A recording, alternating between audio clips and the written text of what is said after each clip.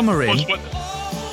Yeah, no, so that's what I mean by that, is that they're not all the same kind of idea. There's a lot of them we've got, not least of which is the one that Steve mentioned before the break, is certainly out there.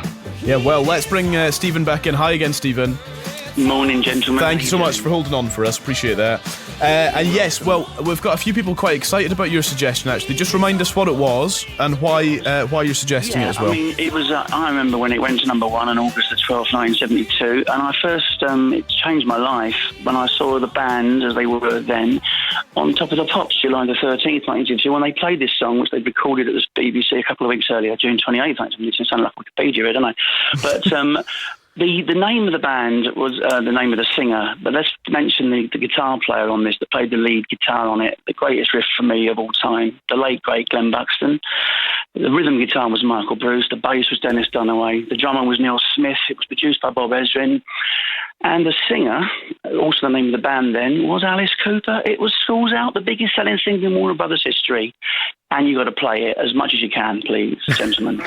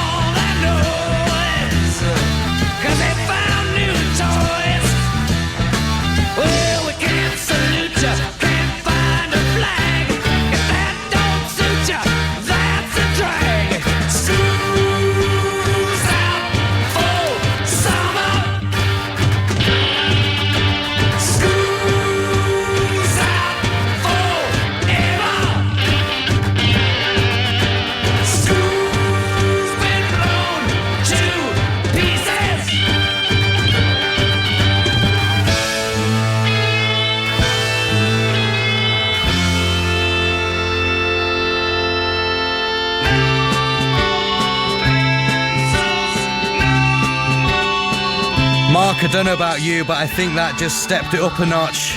Yeah, this is, we talked about this. All these songs that will come out in the summertime after you finish school and they bring it all back to you. Well, this is definitely one of those, but with a slight twist, wouldn't you say? Yeah, you're getting your rock on, aren't you? Absolutely. Oh, definitely. I always think about this record in terms of being, because it was so early in advance of it, it's like a proto-punk effort. Is that this one for me? It's like it's got all that anger and attitude and attack that punk was having about 5 years after this one came out. Yeah. Joanne's tweeted at BBC 5 Live, another vote for School's Out by Alice Cooper just makes me think of that school bell before the 6-week holiday. Thanks for a great show. Well, you're welcome, Joanne. But also, she's right, isn't she? It's that you can picture the scene when the bell rings, you're on holiday for weeks on end, and just the freedom of this track, I think, is the thing that I kind of click into. It just feels so, I don't know, free, and just liberty, and I'm out and I'm running and I'm not tied into school anymore. Even though I think Alice Cooper was much closer to the age of the teachers than he was at the Yeah. Even then. Of course, he was over recently, was he? He was a couple of gigs with Johnny Depp with the Hollywood Vampires. Oh, yeah. Just a few days I was ago. there.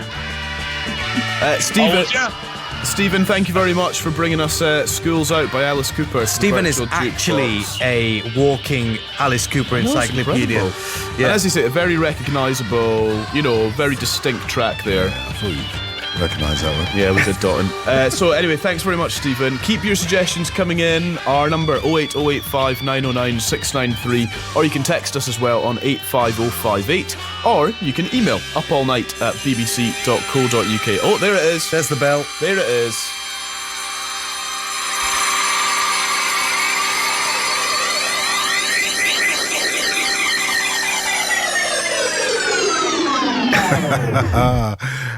There we go. Good. Right. Let's do a couple of emails then.